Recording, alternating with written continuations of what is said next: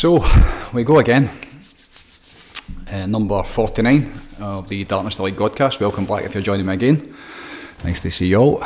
And this one is, again, it's interesting. I continue to say that, but it's interesting how these come through. This work and the way that I'm presenting it and the way that what I'm speaking about, not just with the Godcast, which are just about every week. This is number 49, so we're approaching, it's probably just over a year since I started them. And this, as well as all of the work that I'm doing through the Vortex, whether it's the daily posts or whether it's the classes that I'm running, the events, the workshops, all that kind of stuff. I'm really always talking about where I'm at on my own journey. I'm always kind of, it's the easiest way, and it's the kind of the simplest way that otherwise, it's always felt like you'd have to, it's too kind of structured and it becomes like work, whereas this way, the way that I'm doing it, just really reporting as to where I'm at and what I'm experiencing in my own life and what I'm seeing on about me with the people that I'm working with. Both through coaching and in the community as well, is really the kind of, it's the easiest way. I remember Abraham Hicks always saying, it should feel easy. This stuff should always be easy. Your work should always be easy. And I've worked out a long time ago that if I just talk about where I'm at, and that isn't always, flying, which some people probably appreciate that more. When you're struggling and you're trying to make sense of the stuff when you're not in the best of places. I think it's often perceived that because you do this work and you've worked stuff out over the last years, it's almost kind of 30 years now, but over the last kind of 3 decades that I've been working on myself and trying to get it for myself, and then probably the last 10 to 15 years passing it on. And certainly since 2016, when this place opened, the Vortex opened, then when I really kind of felt as if I properly got it for myself, I kind of mastered myself in terms of my feelings, my emotions, and the physical, and as well as the spiritual journey as well. I felt I got to a place where I had enough within my own tank and with my own life experience to then start to pass it on. That was my intention, was to help people. So I'm really just talking about where I'm at. And where it's at just now, where the Vortex is at just now, and where this mission that we're on is at just now. Anybody that's been watching closely and been listening in, it's changed massively over the last 6 months. There's been a huge shift, both in myself and within the group, the people that run about it on a daily and a weekly basis. The ones that I see weekly and the ones that I see daily, twice a day in the live meditations, morning and night. There's been a huge shift. The message remains the same. It's always been the same stuff. It's always been, at the very beginning when I came on to social media. I never did social media before, but when I came onto it, the intention was just to share what I was doing, what I'd learned and what I believed was a way to help people. Now I would call it the way to help people. And it's really kind of over the last, since the programme came about and Michael and Fern came round about the work, which is nearly 2 years ago now. Is it? Nearly 2 years ago? As much as that feels longer. Might not be as long. Might just be over a year. But it feels like the way that it's the kind of magnifying glass, and for me to really get my shit together and like, what is it you actually do, what you teaching, what you sharing, and then we've started to obviously document it with the videos and the programme and all that stuff, the online community, and which is in person as well. But the documentation of what it is that I actually do. The message has always been the same. It's always been about reconnecting back to yourself. It's all about reconnecting back to each other and reconnecting back to the divine. Mother Nature's in there as well somewhere, but that's the main thing is the self, discovery of the self and what the self actually is and what that even means. And the work we put in last year, and then the wheels coming off for me probably towards the end of the year, and then the challenges I've been facing since probably last November, December time into the start of this year, where I've had to really kind of level up. And really kind of get to a place now after, this is nearly 6 months that I've been at this stage. First couple of months were pretty difficult from January onwards to probably the start of spring. Again, after a long hard winter in Scotland, it wasn't up to much, in terms of the weather and the greyness, and it makes it very, very challenging. And you're suffering yourself and you can through your own challenges, and that can be absolutely create issues. But into the kind of springtime, and then really over the last probably, I'd say 2 to 3 months, then things have shifted massively. They really have. It's been a huge shift. It's been like a quantum shift in my own consciousness, and as a result of that, the stuff that's coming through me It's very, very different just now, and it feels like the best it's ever been. I'm in a great place just now, really down to the work that I've been doing and the changes that I've made from, I think it was the 2nd of January, we come back from Malaga. And since then, through, that place that I got to, which was the choice, when things weren't probably where I'd like them to be. And as I say on here all the time, the whole thing is to fulfil your potential. And I was at a place where I wasn't really fulfilling my potential. I was doing great, I was helping loads of people. That's always been kind of easy, and that's the stuff that I enjoy the most, is helping people, especially the one-on-one stuff and the personal stuff. The big classes are good, but you lose a wee bit of the kind of personal touch in that. But when you really get to know people personally, and you can see and you learn where they've been and where they're at and what they're struggling with, and then you see what this work does and how it helps people. And that's really kind of my favourite.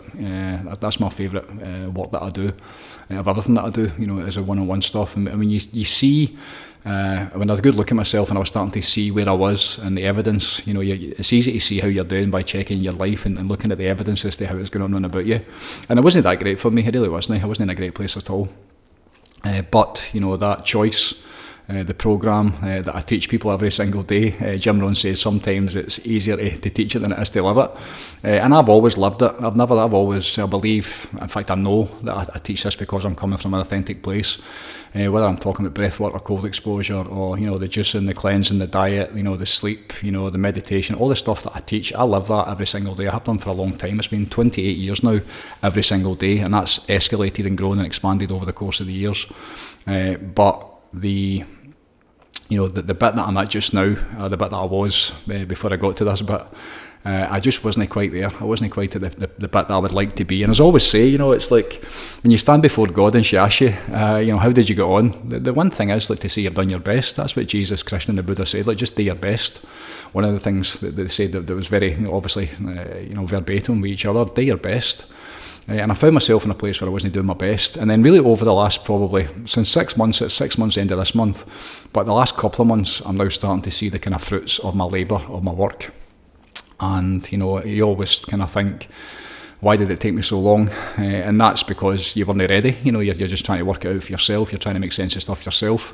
But now the bit that I'm in just now and the way that it's going just now, then every single bit of it, not just the last 6 months, but the last 20 years has been absolutely worth it because of, where I now find myself. And this subject I'm going to talk about today is a huge part of that. It's the biggest part. It's the reason that I do this.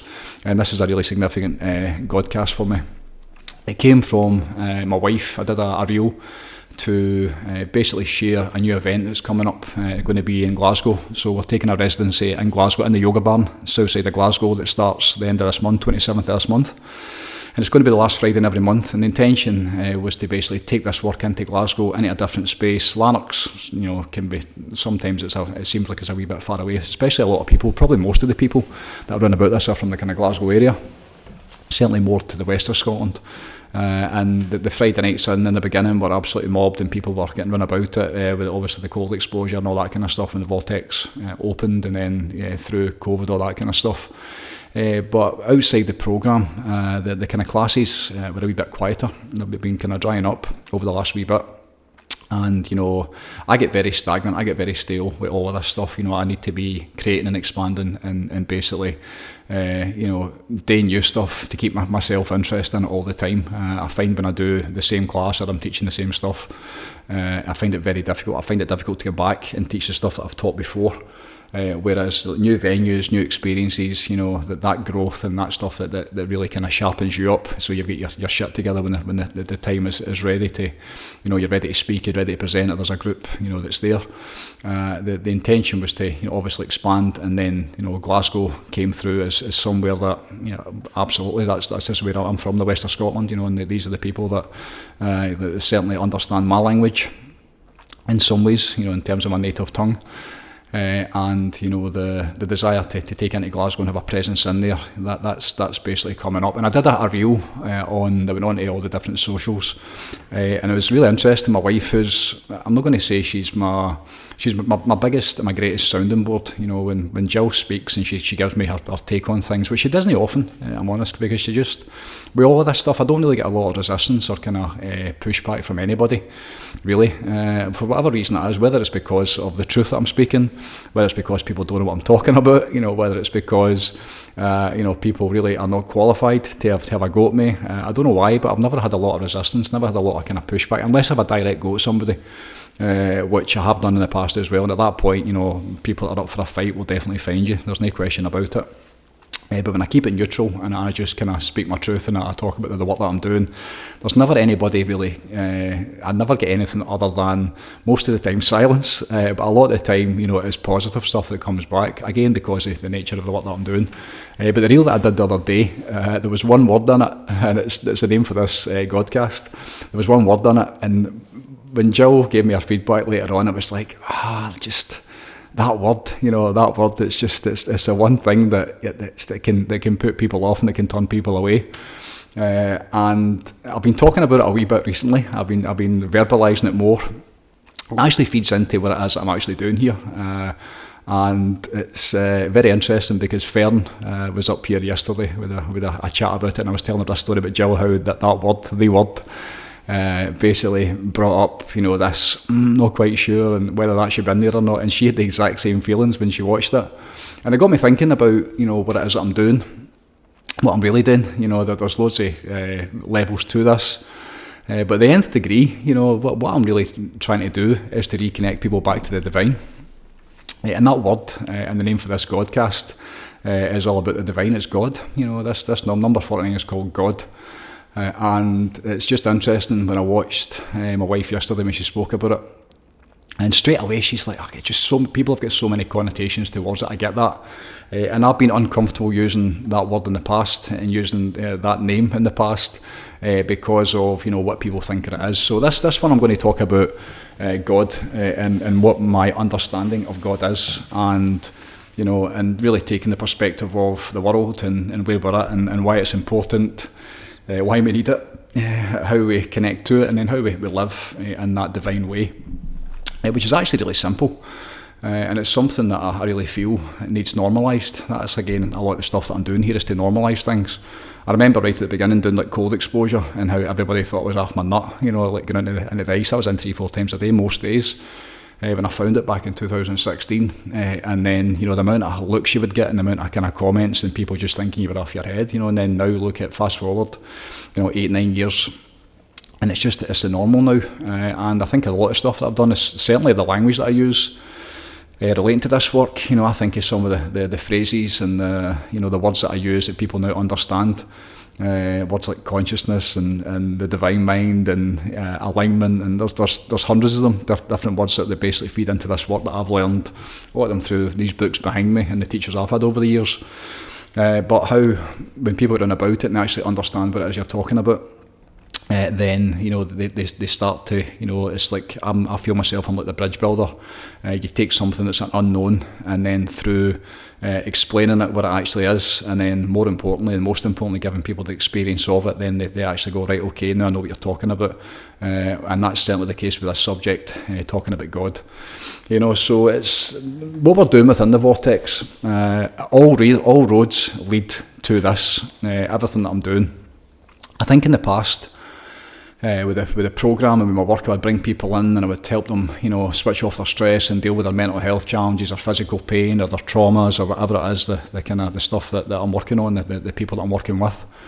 And then almost like a side dish, once I got them to that place of like deep relaxation and out their head, then, and it really wasn't with intention at the time, it wasn't kind of sneakery, but I would always mention, meditation, and then give them some sort of a meditative experience, reconnection back into themselves. That's the way I've always done it since I've been teaching people to breathe, probably since 2016.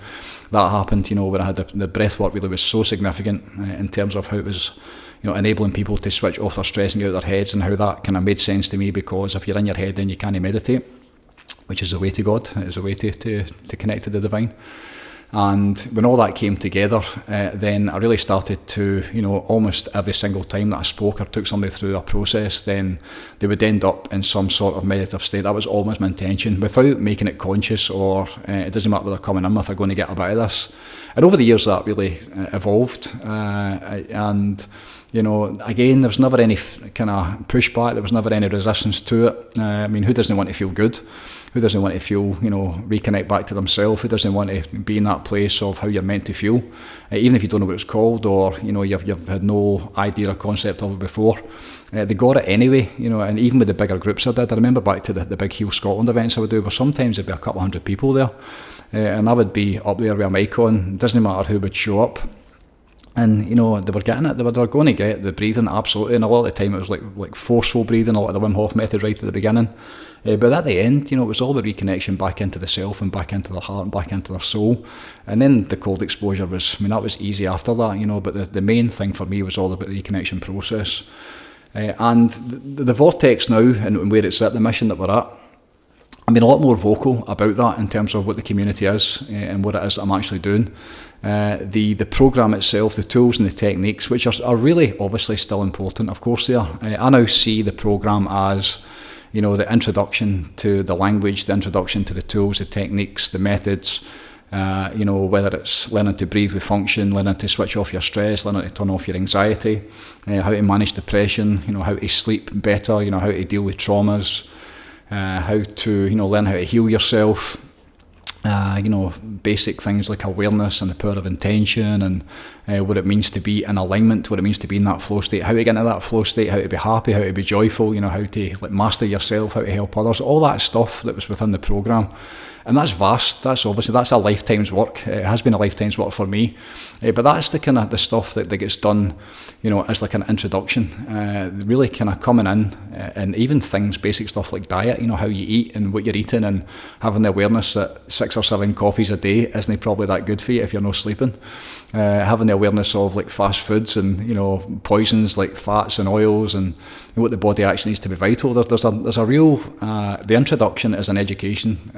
The system is educational in terms of what the body needs, basic awarenesses, things like Wi-Fi and the toxins that you face around about you, the invisible enemies as well, like stress and the things that you take on.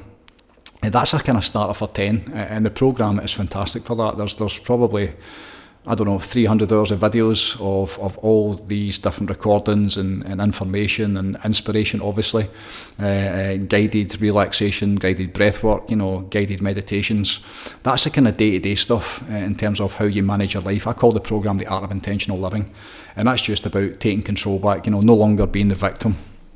And taking back your power, and really, getting to that place where you start to and are able to manage your life and make your way through this life in a way you've never done before. That's what the program is. But eventually, and it can happen in a really short period of time. For some people, it's one session, where they experience the meditation and they think, right, that is it. I'm going to do the rest of the stuff, but that is really what I'm after. Eventually, for me, the plan is to, reconnect back to the divinity that's inside every single one of us. That was my journey. That's what I did, on 18 years every single day. My intention was to become enlightened. This devotional path to experience God, what God was, that's what I did without anybody ever knowing about it, and it took me 18 years every single day, give or take. But eventually when I got it, and I really got it, and I experienced the divine, what I perceived to be the divine, and it experienced me, and I became it, and it became me. Then at that point everything changed, because really then it was like, okay, the rest of the stuff is really good. The stuff I was teaching at the time was fantastic. It was great stuff. It was helping people, but it wasn't this, it wasn't that, and it didn't do, what that did to me. Certainly the stuff that I was sharing with other people, there's no way that, obviously I could have done that. So that then became the intention. So there's kind of 2 bits to it just now, and I've been speaking a wee bit recently about what it is that I do. I see myself as a spiritual coach. That's really what I do. The basic stuff, the program itself, is about personal development. There's spiritual development in there, obviously, but it's mostly about like how you manage it and basically master your life, the ego level, the lower self, the making your way through this world. And that's a kind of starter for 10. That's like kindergarten, nursery school, primary school, high school, and then university. But once you graduate for that, and you really you get yourself together, which is an ongoing process. There's people I know now who have experienced enlightenment that are still struggling with their life. So there's 2 definite journeys going on, and 2 very distinct journeys. There's the physical self, the gym, the human being that's making its way, that has to get up and go to work and feed the wains and pay the bills and make your way through life, paying taxes, thinking about holidays, like fuel getting into the motor, like your health, your well-being, like all the stress, the strains, the worries, the pain. That's life. That's this life experience. Good and bad, it ebbs and it flows, but it's not all the one way. That's a human experience, and that's what the program does. It helps you manage all that stuff in the beginning. But the other side is a spiritual journey. And that's the bit that I'm, most excited about, especially just now, especially where I'm at just now. And I think probably for the first time over these last couple of months that I'm really comfortable talking about that's what I do. There's enough evidence now in terms of the people that run about me, that have been running about this work every single day, a lot of them for the last probably 18 months. And when you get to hear, I had a boys club on Monday night, and boys club now, as well as girls club and as well as the club, which is programme members only, the inner circle, and that's because of the pace that it's going. That's because of the language that people have come in and learned, and they've put the time into it to understand and go through the experiences to actually know what we're talking about. Almost like the public groups when you bring people in. If somebody was sitting there and listening to all these words and trying to comprehend, it's a completely different language, so that's why these private clubs, it's not a clique, it's just people that are running about this work, and it's just so that every single time somebody comes in, I don't need to explain the whole thing and then say, right, go and take the next 6 months to learn what it is we're actually talking about. There's 30 books to go and read, and then there's a programme, go and meditate every day for the next 6 months and learn the language and watch the videos. It's like, of course there's a way in for that, and there's a time for that, but the inner circle, the club members and the programme members, they've been through that process, and as I said, many of them for the last 18 months. And we hear the conversations of where people are at in terms of how they're making their way through their life experience, whether it's on a building site, whether it's in the boardroom, whether it's housewives, or whether it's, every walk of life, there's every single demographic run about this. It's fantastic to watch. And when you watch these people that are making their way through it, and you start to hear them verbalise, how they navigate their way through this life from a spiritual perspective, and not just a human perspective, and the lessons that are being learned, and there are so many levels to those lessons, I can't tell you. You talk about the layers of an onion. It's fantastic to watch as this evolution takes place, and they navigate their way through the world. And the spiritual progress really starts to kick in, and they really start to, ask some of those really profound questions that I asked a long time ago, and some of them now that are coming up. I mean, the other night we're talking about, the stuff that's unfolding, and the questions that are being asked. And I said to the time, I wish we could record this. I wish we could give this access to the public, because it's normal people that are making sense of this world, and making sense of their own journey, and there are many, many life experiences up to this point, and now that they're coming at it through the programme and through these kind of spiritual angles, I suppose, or spiritual perspectives, and seeing the answers that are coming up, and the awarenesses that are coming up, and the realisations that are coming up, it's really profound. It really is. It's incredible. So that's really kind of where I'm at just now. That's what I do. I help people with the programme. The videos are there, the recordings are there, the community's there, absolutely. But the main crux of it is the spiritual journey. And I think that's important just now because of the time we're in. And that's why I'm becoming more and more comfortable with it. One of the things my wife alluded to the other day was, and this is something we've tried in the past, we're trying to get a lot of people on about this, and I've realised a long time ago that doesn't work. This work in this programme and where I'm at, it attracts a kind of certain type of person, and a person at a certain level that's probably been doing some of the work on their own and maybe isn't kind of making the progress they would like to make. And now, instead of, we'll teach you the cold exposure and the breathwork and all that good stuff, which we still do, obviously, they're the kind of tools and techniques that enable you to manage your life. They help you switch off your stress, they help you to sleep. That's the basics. If you're not doing that stuff, then you really shouldn't be doing about this.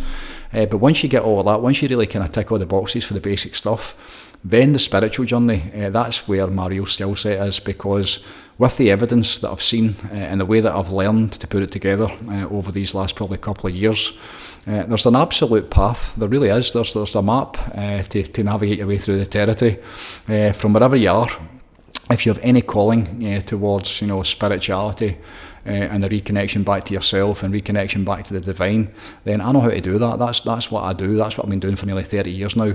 And the way that it happens is direct experience based. It's not in a book, and it's not this is what I do, and you need to basically do what I do to get it. It's not like that. It's basically people are getting the experience of it. We see that every single day with the meditations, and it's really kind of, in the beginning, and how this goes together. It's the educational process.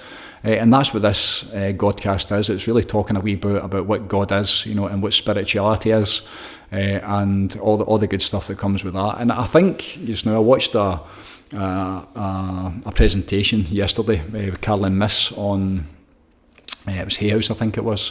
And one of the things she says was like the misunderstanding of what God is, and that's something that I heard from Wayne Dyer a long time ago. Talking about God, and what she was saying is we believe that God is like almost like us, but a kind of bigger, better version of us, which is hilarious. It really is, and it's sometimes easier to begin with what God isn't, and that's where the world and the challenges that we face. When I look at the world, I remember being on holiday a couple of weeks ago, and I'm sitting and I'm watching this place and just watching the amount of people that are it was just noise, just pure noise during the day. Lovely place, but the amount of people that are just sitting bevying all day and continuing it on at night time as well, and that's a big part of their holiday, just getting on it, and just watching people and listening to the level of conversation and listening to the just drivel. I mean, absolutely. I call it now. It's now circus consciousness. That's what I'm now calling it. That's came on the back of David Beckham, which is everywhere just now. He's everywhere. Him and her are everywhere. This whole thing about him getting a knighthood, which you can't. I've tried to block. I don't know how many times you can block these things on social media, and they keep appearing. Watching him, and I use him as an example just now. And again, I'm going to say I'm so glad I never made it to football. Because not that I was better than him, let's be honest, but I'm not saying that I would have been like him, but the level of understanding of what this world is all about, and you look at them who've got everything, absolutely everything, in terms of material stuff, and then when you're able to see beyond that with awareness, and you think, what have they actually got? What is it there's nothing much other than the surface level, circus consciousness, all the stuff and all the toys and all the kind of bells and whistles. And I know I've seen that his son, the whole drama between his son and all that, he's a cracker as well, and you think there's nothing there. There is no content there whatsoever. It's surface level circus consciousness, where the things of this world and the things that are supposed to make you happy in this world, they've got everything. But beyond that, if you take all that away and you to sit and listen to them, they've not got a lot going on. And that was certainly the case when I was on holiday, watching people and listening to people. When you get to see different families and different relationships over the course of a few days, and you hear them when you're walking past them on the way to the beach, or you hear them, you see them in the kind of wee beach bar that was beside the beach within the resort we're staying in, and you listen to the level of conversation, or they're lying beside you a couple of beds up, and you can't get away from it because they're so bloody noisy. The mere drink they get into them, it's really interesting and really quite sad, I thought, and a great realisation, remembering where people are at. And I was thinking at the time, how many people here have got a practice? How many people are able to stop fucking talking for 2 minutes? How many people are able to quiet their mind and switch off? How they even get to sleep at night time? Because I've been in this never-ending figure eight loop all day of just noise, white noise, and just nonsense and just low level, just drivel. So how at the end of the day they must be absolutely burst, and I've had enough. They basically run themselves out, and then when they wake up the next day, it's the same stuff again every single day, and that becomes their entire life. And I remember thinking, how many people here meditate? How many people here, have got a quiet practice of being able to quiet their mind? How many people know who they are? And that's obviously for the world, not that many. So to start off with, that was a big introduction, but to start off with, what is God and what's my perception of it? Well, what it isn't, as Caroline Miss says, that this idea of this bigger version than us, and that feeds into obviously what you're taught when you're growing up. Religion is the biggest challenge that we face, I think, in terms of connecting to God, because they teach you, every single one of them, come to us and we will give you the experience of it. You need to come to us, and that's changed a bit now, but certainly in the past.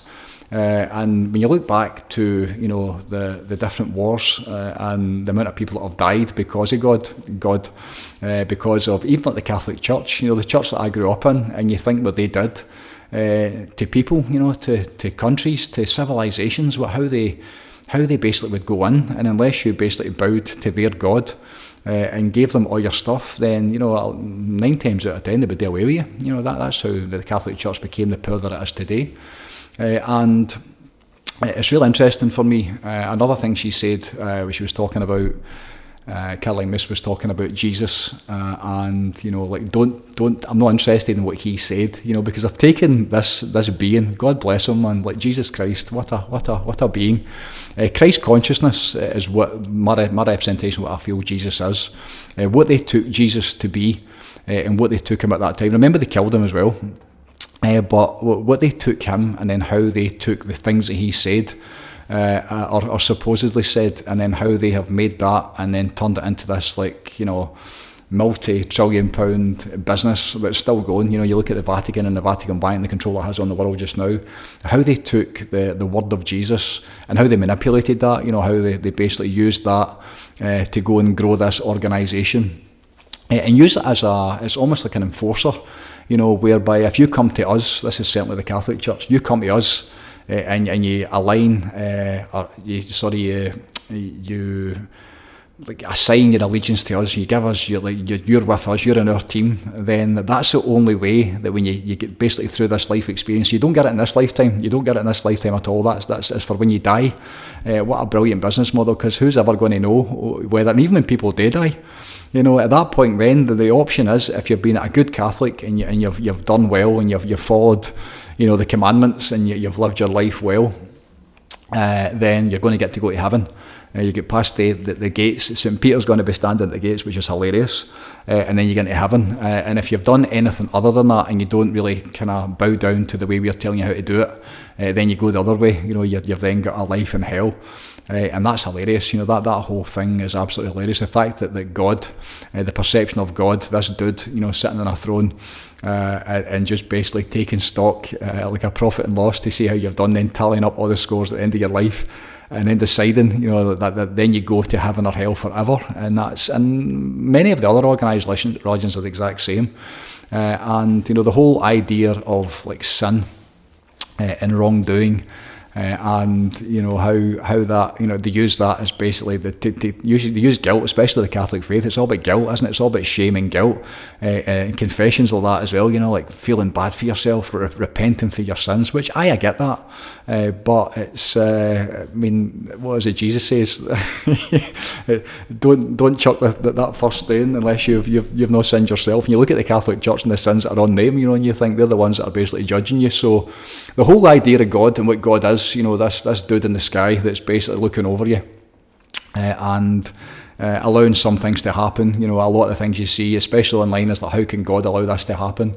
God isn't allowing anything to happen. That's not what God does. That's not what God is all about. It's certainly not my understanding of it. But the idea of how God is controlling everything and basically judging everything and deciding which way things go, that's just insanity. That's such low level, like elementary, low consciousness thinking, and that's where most of the world is. That's where even now, but there isn't even that. Where religion's more or less gone. Certainly in the Western world, there's the amount of people, a lot of young ones that I now know that had no religious upbringing, within their home, like church and God and all that kind of stuff wasn't even a thing. Again, that's been done by design for many, many different reasons. So that's what God isn't.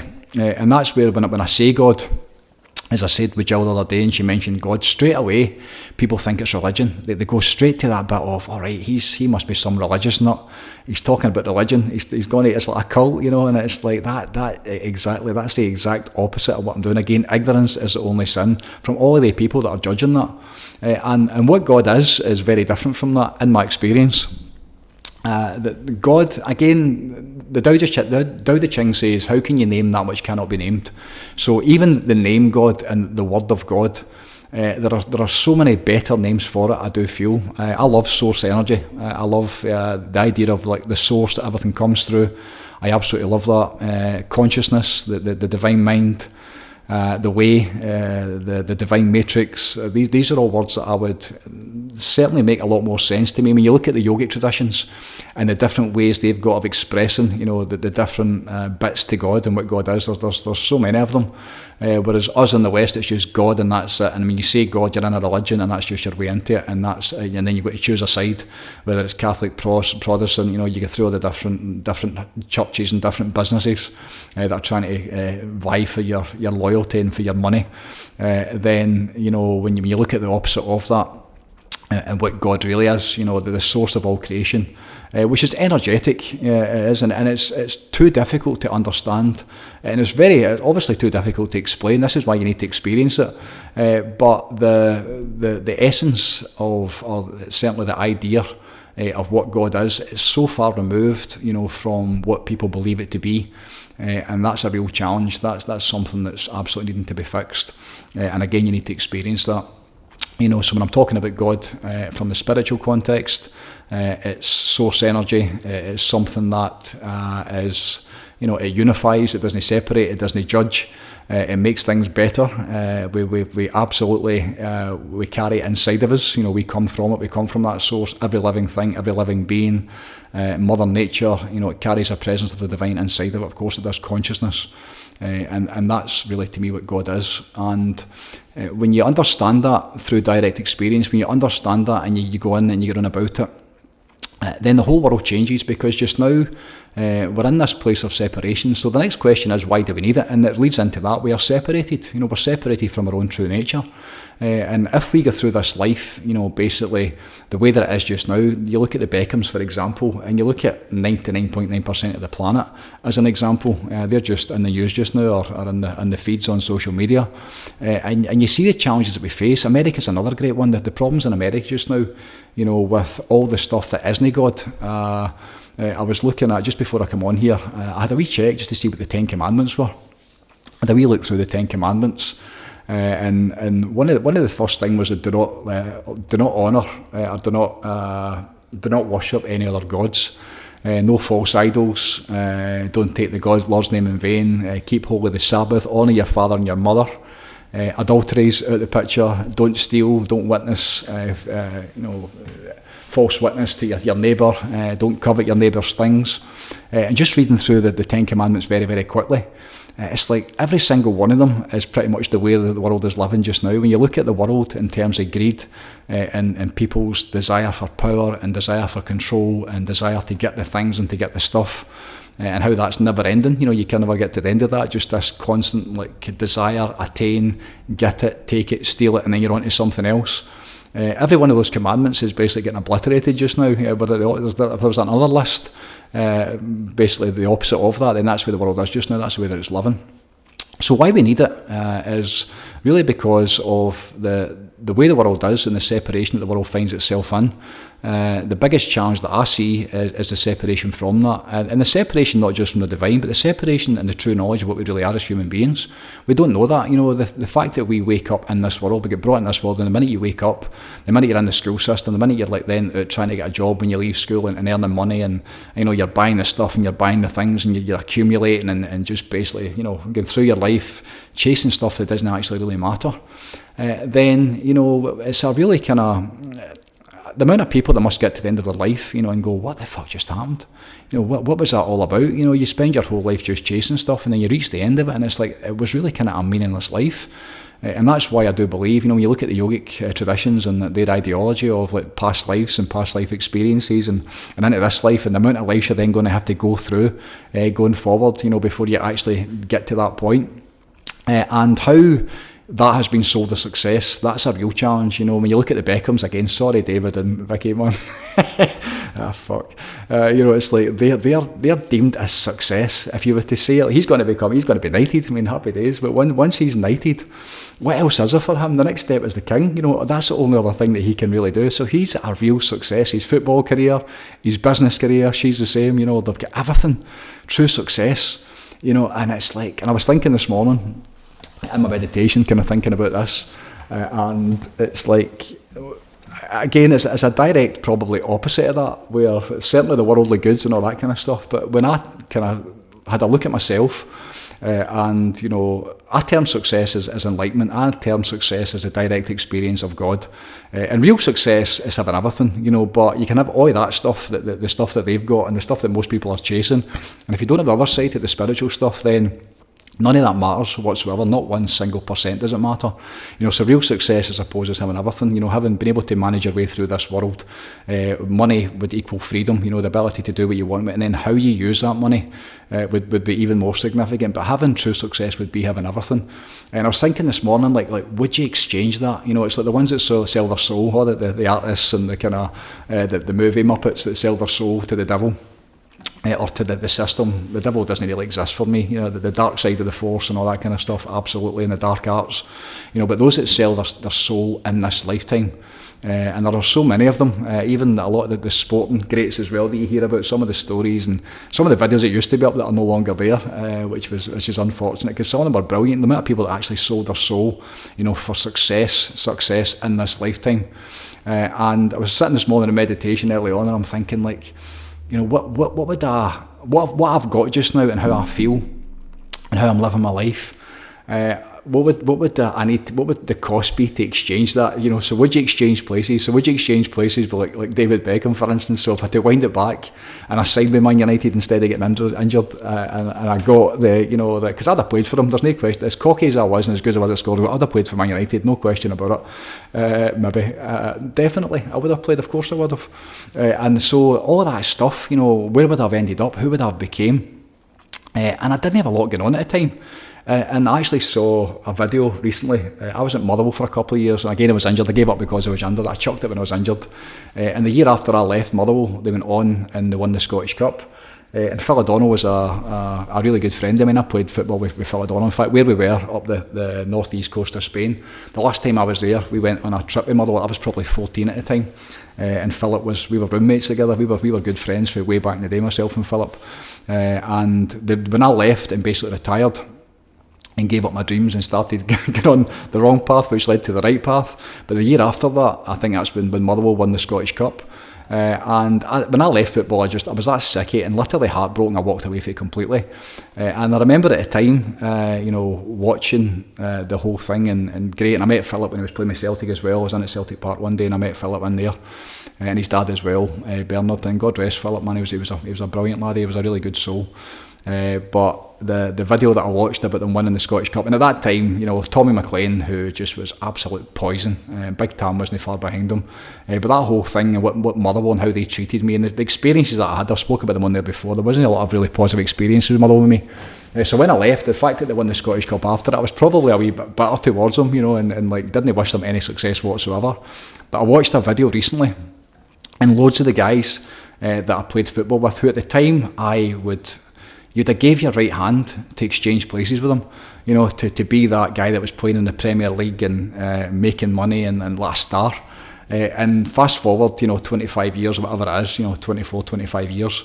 And, in fact, more than that, it's 30 years. Is that 30 years? Must be nearly 30 years. More than that, 35 years, geez. You fast forward to 35 years and then seeing where they're at just now and hearing their level of chat. And outside of football, the ones that I heard, certainly, they've got nothing else going on. It's just basically back in the day, where we were, what happened, football, and I'm thinking, sitting this morning, like, would I have exchanged? What would I have given up? And I really, again, I thank God because of what happened to me in Ibiza, where I was basically, stopped in my tracks, and God bless the military police and what they did to me, and then the ensuing, year of madness that led to me finding this path, because what I've now got, and where I'm living and how I'm living and the experiences that I feel and what I'm able to share and pass on to other people, I wouldn't exchange that for the entire world. I really wouldn't. There's nothing in this world could convince me that, if I take it back and change it all, there was no question, none whatsoever. And for a long time, the thought of, I really wish I could have played football, I really wish I could have done that. But now where I'm sitting just now, and how little football, I can't even watch football anymore, one, because it's absolute shite, but how bad it is, in terms of what it actually means, that again, circus consciousness. So really, really blessed to be in this place.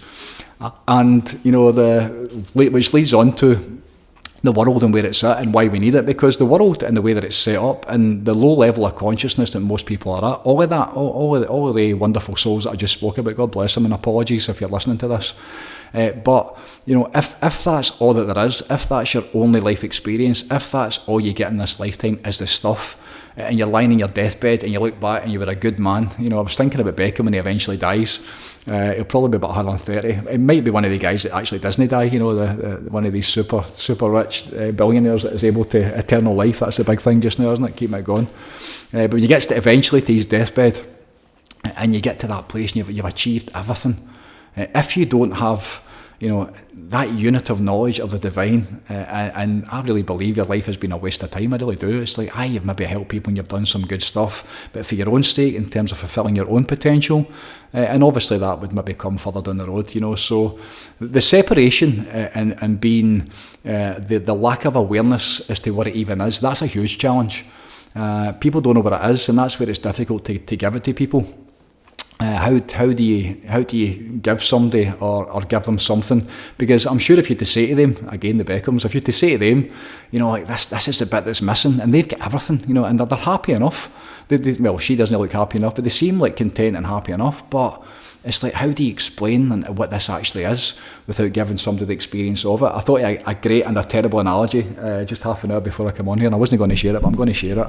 I remember coming back for a rave, one of my first ever raves that I went to, and I wasn't there to rave. I was basically still playing football at the time, and I was probably still in that. I was in that bit where I was going to play and I wasn't going to play, and I was getting a wee bit kind of sick yet. And I remember heading back in the bus about 3 a.m. I wasn't even drinking. I didn't drink at the time, but everybody was wrecked. I would imagine they were all at their face on drugs as well. And there was basically somebody smoking dope on the dope. That sounds really old, doesn't it? Somebody was smoking dope on the bus. Somebody was passing around a joint. And I can remember just seeing the people that were smoking this dope and how happy they looked and how joyful. And I had never ever tried anything like that before in my life. And I remember one of the guys I was with, and there was a few people there that knew me and probably wanted me to take it, so that it would almost be like they'd watch me fail. And for whatever reason, I decided at the time, maybe it was just bravado, but I thought, you know what, guys, I hit at that, guys, I suck at that. And I remember taking this hit of this joint, and it was like this tiny wee, I probably breathed up, and now I know about breathing, I probably breathed into about here, and it was like this, and it was just a case of, and then like coughing your lungs out, coughing your guts out, sitting in this wee minibus, probably 3:30 a.m, coming back for air. And the guy that I was with, I remember him, he took it after me, and he took this deep diaphragmic, like perfect breath, down into every single, like the alveoli in his lungs, the deep down into his diaphragm, like expanded the back. He filled up every single cell in his body. And I watched what he did and what he got after a couple of hits, and all I got was basically confused. I just felt terrible. I felt ill after it. I get nothing from it at all.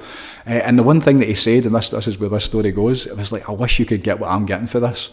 And this morning as I was preparing this and setting it up, I'm thinking, oh man, like what I'm getting in meditation, what I'm experiencing in meditation, what people run about this work are getting in meditation within that meditation this morning, which I started at like 4 o'clock this morning, back at 4. What people are getting in this sacred space meditation every single day, twice a day. And then people coming in, I've had it twice this week, when somebody says like, I've got a meditation practice. All right, okay, what's your meditation practice? And most people it's to escape. Most people it's to try and quiet the mind, and none of them can do that. That's not what meditation is.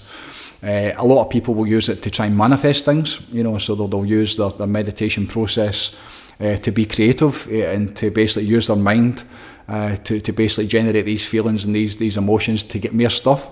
Again, that absolutely is not what it is. And for me, again, the evidence of the world and the misunderstanding of what meditation really is and why you should be doing it, that's huge, because if you don't know what it is and you've never experienced it and you don't know how it goes together and you don't know how to get there, then it's almost like what's the point? And for most people, they don't think they need it anyway, because they don't really, again, that level of ignorance, you don't even know what's missing from your life, because you're just in this constant survival state of trying to get to this place that doesn't exist. So for me, looking at the world, the disconnection, those, they talk about 7 deadly sins. How many deadly sins are going out just now? The commandments, the opposite of the commandments of the way the world is getting loved just now. The greed and just, the filth that you see everywhere. The young ones are addicted to pornography. The way that people are living in terms of excess and greed, and just like it's a crash course. It's no good. Obviously the world isn't working the way that it is, so why we need it is very, very simple. It's to reconnect back to the way that it's meant to be. It's to reconnect back to what it means. Greg Braden's talking a lot just now about being like a pure human and what it means to be a human being. And this bit that we're in just now, well, people are lost for that. They're completely separated from it. We've been basically tricked, we've been trapped, and we've been basically trained. I never pre-rehearsed that, but it's pretty good. Tricked, trapped and trained, to be in this space we're in just now, where we're completely reliant on the system. We've been set up through social media and through marketing and advertising to be in this constant, never-ending strive to try and get to this next bit. And what you'll find is the minute you get to that next bit, whether it's the next house or the biggest holiday, or you managed to go on a better holiday, or you're able to get yourself into business class or first class, or it's the latest car or whatever the fuck it is, the stuff. Once you get to that level, there's always going to be somebody sitting with a better watch or a better house or a better life. So that journey never ends. It's that constant striving to reach something that doesn't exist. And that's the problem with the world just now. It's in a crash course to just absolute insanity. So the opposite of that is how we fix it. Why we need it is the opposite of all of that. We need to reconnect back to the way that it's meant to be. We need to reconnect back to ourselves first and foremost, and even what that means. The true self. Again, I've asked again this week, who are you? That's a great question. Who are you? People don't know.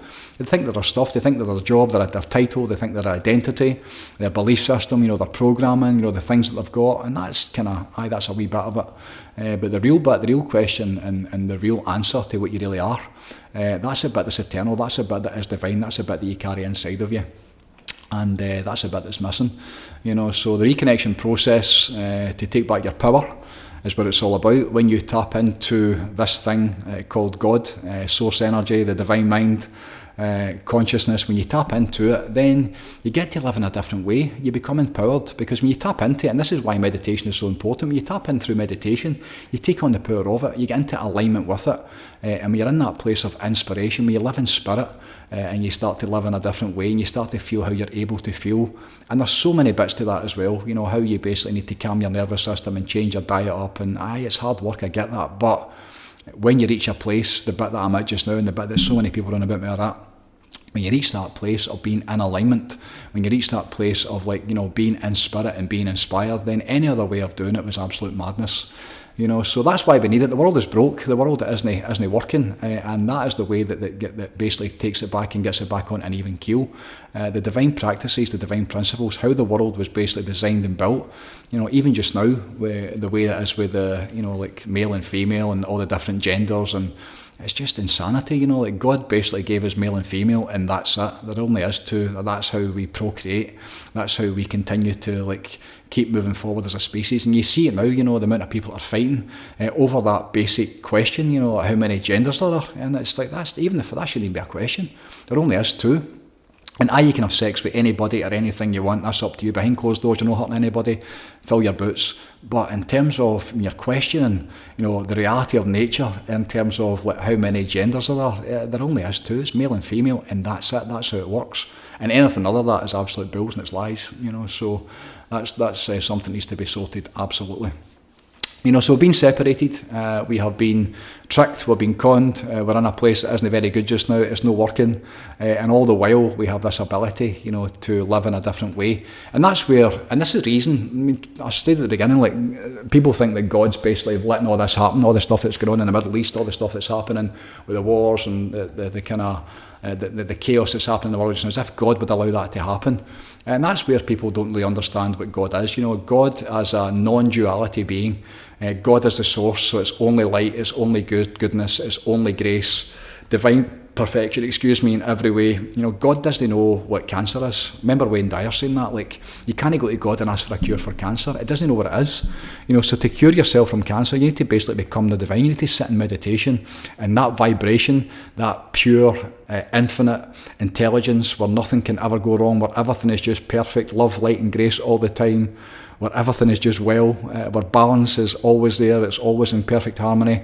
If you can become that vibration, then cancer disappears. That's where spontaneous healing takes place through meditation. That's what Joe Dispenza's doing, is he's basically taking people to coherence with the divine that's inside of them. And when that happens, then the low vibrations just disappear. It's dead simple. So how do we connect to that? What's the way to do that? How do we get back into this natural the proper way of living, the way that it's meant to be, before man got in the road and started to divert us and trick us with all these different smoke screens and different illusions to keep us away from that. Because I do believe as well, the ones that own the world, the ones that actually like have the ancient knowledge that was passed down through, how far back do you want to go? You know, even as quick ago as Egypt and all the information that came through that, all the secret schools and the secret societies, they know what's going on. They understand all this stuff. They understand the power of the divine.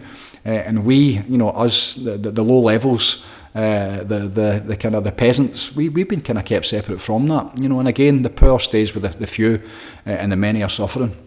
You know, but the good news is, and this is where it gets exciting, you know, like how do we connect to it? Because the challenge with religion is, every single one of them tells you the same thing. You need to go external to get it. The power of the divine, you need to come to us to basically access this power. And that's probably the biggest lie that's ever been told, because the power, in my experience and in many people's experience, the power is inside of you. Jesus Christ said that, I am in the Father and the Father is in me, literally. You know, the way, the truth and the light of God is inside every single one of us. So many different quotes for Jesus, and I give Jesus a hard time sometimes, but it's not Jesus I'm having a go at. It's really what human beings believe Jesus to be. I saw last week someone who actually used to be on about this, and he's just turned over a new leaf, and he's found the errors of his ways, and he's now became like a devout Christian, which fair enough, fair play. But one of the quotes that he put up was, the only way to God is through Jesus Christ, and that's something you see all the time. You know, Carolyn Miss said yesterday that like God's only son, Jesus Christ, and straight away my back gets up right away, because how can he be God's only son? How can Jesus Christ, God bless him, and incredible as he was and as he is, the Christ consciousness, but how can he be the only son of God? That's just insanity. It's madness. And the way that it's been sold, the only way through Christianity, the only way you can experience God is to go through Jesus Christ. I mean, what a sales trick. What a sales technique. What a tool. And what a fucking lie, let's be honest. If you understand this and know how it goes together, that's a complete and utter lie. That's a complete falsification. Now, devotion to Jesus, Lord Jesus Christ, like surrendering your life to Jesus, living in his way, fantastic, go for it. That's a great way to live, absolutely brilliant. But to think you need to go to their churches and give them everything that you need to give to basically get to this place when you die, that's just a lie, that's just bullshit. You know, so how do we connect? We know why we should connect, because it fixes everything it touches, but how we connect is very simple. It's inside of you. The power of the divine is inside every single one of us, and the way to do that is through meditation. The reunion that takes place when you actually learn what meditation is, when you connect back into yourself, when you get out your head, and this is where, and the way that I do it, the way that I worked out how to do it, this is where all the different bits to the programme are so important, you know, because this is where like mindfulness and trying to teach people to, you know, be mindful, and even meditation practices, most people believe that meditation is to escape, is to quiet the mind and basically disappear, and that isn't what it is. The purpose in meditation, the only goal of meditation is to experience God. That's it. It's to experience the divinity that first and foremost you carry it inside of you. You come into this world with it, so you carry it inside your heart and inside your soul. And then to experience the greater consciousness that you're actually living in just now. It's always funny to me that God is perceived as being outside of you. And it's almost like, you know, when even the meditation, a lot of my students, when they come in, I can feel them in the conversation we've had. It's like they feel as if they're waiting for God to do it to them. And they understand that, again, God is just being God. God is just doing the same thing all the time. It's just being God. It's just being source energy. It's just being this divine, infinite field of endless, limitless potentiality that is only goodness. And it feels like love, and it feels like joy, and it feels like appreciation. It feels like all the good stuff. It feels like being complete, because it is. It's perfect. There's nothing missing. You know, so the question then becomes, is like your resistance to that. You know, how dirty is the link, as Wayne Dyer taught me, how dirty is the link between you and that, because that's only doing the one thing. You know, so at that point, meditation is a way to do that. And the breath, functional breathing, how to breathe properly, like the Buteyko method is a fantastic example of that, how you're supposed to breathe. And then, you know, once you understand how the chemistry goes together, and you're able to switch off the mind and get out of your head so you can't think, there's a fantastic thing that I learned. It took me 20 years to learn how to switch off my head, and it's so simple. Once you learn how to do that and get out of your head so you can't actually think, at that point, through my system, which is the intentional breath, the intention is to reconnect back into your heart and back into your soul, you know, because that's where this divine presence resides, in these upper energy centres. And it's in every single bit of it. But the feelings, the emotions, as I discovered when I experienced my first enlightened realisation, When I came back, you can't make sense of it in words. You know, so it went straight to my feelings. What did it feel like? And it felt like love. You know, it felt like unconditional love I'd never experienced before. And straight away I thought, that's why they say that God is love. This frequency, this field that some people call God, it feels like love. Just love you've never experienced before. And that's why out of the head, through the breath, intentional breath to bring you back into your heart and back into your soul. And then once you're able to get quiet, and it isn't a quiet process, it's a very active process, but once you're in that space, once you're in your feelings, once you're in your emotions, once you open up with intention and actually ask, and you know, devotion is the way to do it. In my experience, I became devotional very, very quickly. Still to this day, I am devotional to the divine. There is no question about it. So once you become devotional and you sit in silence, I say that word silence, but it isn't silent. It's a different energy field where there's so much going on. And once you get beyond the mind, you start to experience it and start to process it in different ways. But once you get into that silence, let's call it, and you start to basically, you're in spirit, so you're in inspiration. You're in a field of consciousness where every single thing that has ever been resides. And at that point, you're going to find stuff, and stuff is going to find you. And that's a great place to be. It really is. So meditation is a way to connect to it. And that's what this is. That's what this, the Vortex, and a big part of the Vortex is. A huge part of it is a reconnection process. A huge part is a reconnection back to the divine. A huge part is the direct experience of the divinity that you carry inside of you, because you come into this world with it. We come into this world with the divine deep in our hearts. The essence that we carry comes from God. It comes from source. So it's inside of us the whole time. And yet you look at the world just now, and this is the biggest challenge for me. You watch people going about in a literal trance, in a daze, through programming and through separation with their life experience and their traumas, and they never ever get that experience in their lifetime. They go about the whole time looking for their answers outside of them, and every single answer, all of the experience, everything they would need to make their life absolutely perfect is actually inside of them. Remember years ago reading about what a great place to hide it, to hide it inside your heart, to hide it inside your soul, and you're looking all over the place trying to find it external, trying to find somebody to give it to you, try to find it in the books. It's not in the books. It's not in the books. It's a direct experience and the reconnection back into the self. That's where you find it, So that's why meditation is so important. The reunion back to God. When you do that, when you experience proper meditation, you take on the power of it. So you take on the power of the divine.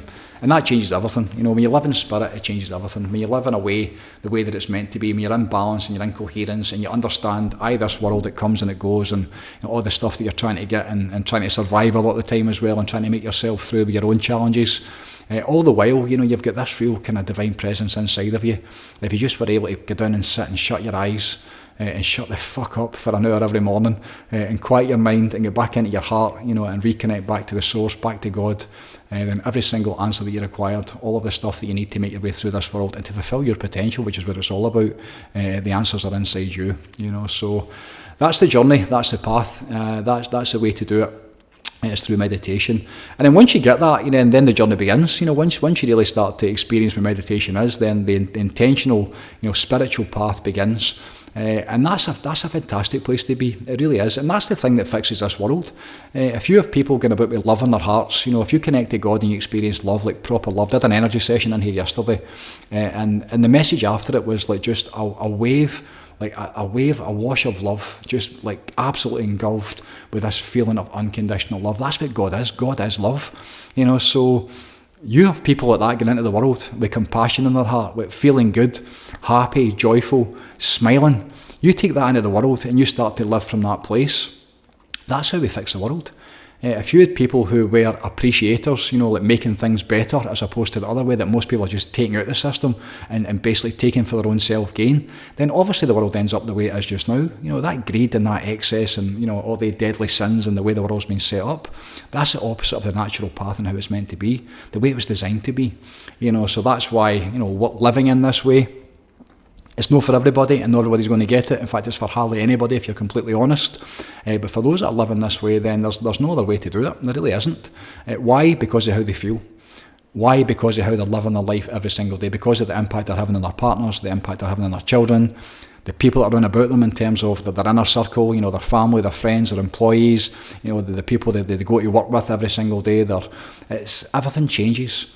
Just because of the way that you feel. But you're in this constant state of feeling good and being happy and being joyful, the way that it's meant to be, in spirit and inspired, the whole world changes. There's a thing called constant remembrance, which I did a post about this morning, which came from the Sage Mark system. And really, for me, that's where I'm at just now. How do we live? How do we live within this space, this divine space? It takes time, and it takes an absolute. There's a level of practice to it, and it's taken me 28 years, every single day, and it's evolved. And you can only really be at the bit you're at, which is really kind of important to know. But the bit that I've been able to get to recently over these last 6 months is like almost every waking thought. So my entire life has become like a living, waking prayer, constant remembrance. I'm always thinking about God, and no sitting thinking with God and like none of that kind of stuff, but I'm thinking about the way. I'm thinking about the way that it's meant to be. I'm thinking about the balance and the harmony of the universe. I'm thinking about, how things I would like them to be, like where people are being loving, people are being kind to each other, people are being happy and joyful, compassion for somebody else that's suffering, and then the ability to help them if you can. That's what I'm thinking about all the time. So that's me doing God's work, in my opinion, and in my understanding of how this goes together. And that's the thing that I signed up for a long time ago. And it's probably taken me to this time, this period, to really like fulfill my potential in that way. Whereas every single waking thought that I'm having is to do with that. The only time I probably don't have that is when I'm on the golf course. That's the only time when I basically escape for this work, because when I go to bed, I lie and I'm now dreaming about it every night. When I wake up in the morning time, back and forth this morning, the meditation was on. I'm thinking about my work all day because I'm trying to connect people and help them reconnect back to the divinity that's inside of them. All the classes that I'm doing, the posts that I'm doing, the Godcast that I'm doing, it's all in service to the divine, to the way. No to some God that's in the sky that's going to bless me, and none of that kind of stuff. I'm not about that at all. It's the way that it's meant to be. The way that I talk about is the way that it's meant to be. It's where everything's in balance and everybody wins. Back into harmony, back into union. Everybody getting about with a smile on their face, everybody getting exactly what they need, and certainly everybody to experience true success is to experience that divinity that we carry inside of us. And that's what this mission is, that's what it's all about. It's a fantastic time to be around about the Vortex. The programme is fantastic, the programme is absolutely awesome, the tools and the techniques, but in this time of great adversity, when the world is struggling, the spirituality, the reconnection back to the divine that's inside you, that's what it's all about. That's the bit that fixes every single thing. Get it for yourself and then pass it on. Master yourself, understand through basic awareness and then advanced awareness and then like quantum shifts in awareness, the power that's inside you through your own direct experience. And anybody can experience this. Once you're able to switch off your head and you go through this guided process, then you can reconnect back into your heart and back into your soul. So it's in everybody, and anybody can have access to it. And that's the exciting part for me, so we keep moving forward. We didn't stop. It's a beautiful journey just now. I won't lie, it's absolutely fantastic. I'm loving where it's at, the people that are run about this, the mission that we're all on together to take this to the world, to help as many people as we can. And it's not the case of like telling people what to do. I had a wee bit of to and fro with somebody yesterday who believed, I think that I was trying to tell him, I'll never ever tell anybody what to do. I don't. The programme is all about what makes you happy. People ask me what I do, or what I should tell them to do. And I'm like, I take my dog a walk. I'm now starting to run in nature, which I'm really excited about. I go to the golf, I meditate, I sit in my sauna, I like cold exposure, I love spending time with my wife. I like good food. That's the stuff that makes me happy. I like proper, like natural, easy like practices. That's the stuff that makes me happy. The question is, what is it that makes you happy? That's your program, and that's what the program is. The fundamentals that basically prop all this up, they're just to enable you to manage your way through this life. But once you get to that place where you understand what free will is and the ability to make the choices to make yourself feel good or bad, then you go on your own journey. Then you are able to decide moment to moment, every single day, how is this going to make me feel, and do I wish to do it, yes or no? And that's called free will.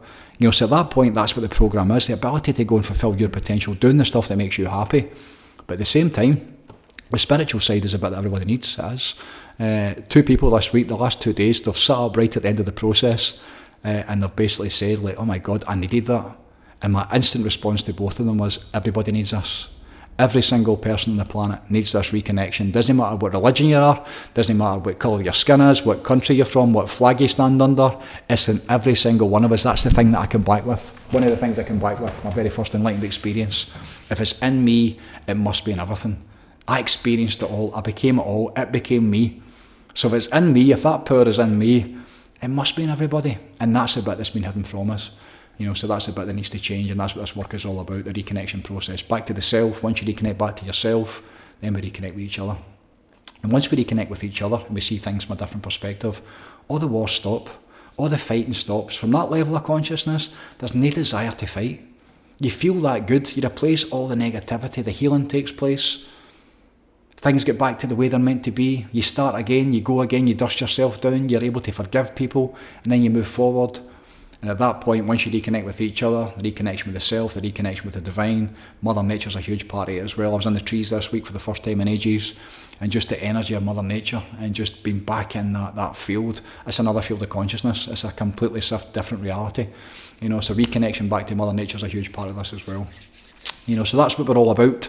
It's exciting times. It's a great bit about it just now. The Yoga Barn is going to be last Friday of each month in Glasgow, Pollock Shields, south side of Glasgow, 7 o'clock till 10 o'clock. The intention with that is simple, couple of hours of relaxation, meditation, breathwork, reconnection back to the self, and then there's a big fire downstairs in the Yoga Barn, which is brilliant. We're going to light the fire, and for the last hour, it'll be myself. There'll be a few members of the programme as well, some of the inner circle, and it's a chance for new people to get on about it, new people to come in and see what it is we're doing. So if you're suffering, if you're struggling, if you're being called towards this work, if you'd like to learn about spirituality, if you'd like to learn about intentional living and feeling good and switching off your stress and being happy and being joyful and learn how to sleep properly and how to eat correctly in terms of taking the inflammation away, if you'd like to learn how to enjoy your life, how to get about with a smile on your face, how to live in spirit, how to live with passion, how to live as an appreciator, making things better, then come and see us, come and get a blather, come and get a chat and see what this Vortex is all about, see what the programme's all about, get a chance to talk to the people that are living this life every single day. Don't just take it from me, take it from them. They're walking, living, breathing testimonials, and that's really exciting, the new people that are going to go on about this. There's been a recent, we've basically cleaned it all up, so a bit of house cleaning within the Vortex before the version 2 gets released. It's going to be the 27th of June, I do believe. It's ready to go. So on the same date, there'll be a kind of soft release for people that are inquiring, and then there's going to be a big release probably further down the road, maybe into July. We're going to look at doing probably a big breathe and believe at Loch Lomond, I'm thinking, and just really kind of put it out there. We'll release version 2, and if there's any bugs, any glitches, we'll get a final look at them before it's released to the world properly, and then we take it on, we keep moving forward. So there you go. Number 49, God, the Darkness Light Godcast. Thank you so much for tuning in. And if you're called, if something is missing, if you're not quite there, then go on the journey, the spiritual journey. Go and find out what it's all about. Learn to meditate, learn to switch off your head with the stress, learn to reconnect back to yourself and discover the true power, the real you that's inside you, that highest self. And from that place, then we go and fix the world. God bless, peace out, take it easy, and bye for now.